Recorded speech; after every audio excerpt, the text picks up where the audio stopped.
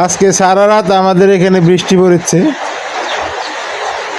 জানি না কখন এই বৃষ্টিগুলো থেমবে, তবে যে পরিমাণ বৃষ্টি পড়েছে এই বছরে এত পরিমাণে বৃষ্টি কখনোই পড়ে নাই। আজকে সারা রাত বৃষ্টি পড়েছে, এখন পর্যন্ত অবিরাম বৃষ্টি পড়তেই রয়েছে।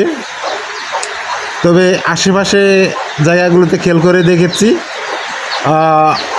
প্রচণ্ড রকমের পানি জমে গেছে, জায়গায় জায়গায় অনেক পানি জমে গেছে। তবে যার এই অতিরিক্ত বৃষ্টির কারণে অনেক ফসল ক্ষতি হওয়ার সম্ভাবনা রয়েছে। যেমন ধরেন যাদের ধানগুলো অনেক নামা জমিতে আবাদ করেছে, সেই ধানগুলোর ক্ষতি হওয়ার সম্ভাবনা রয়েছে।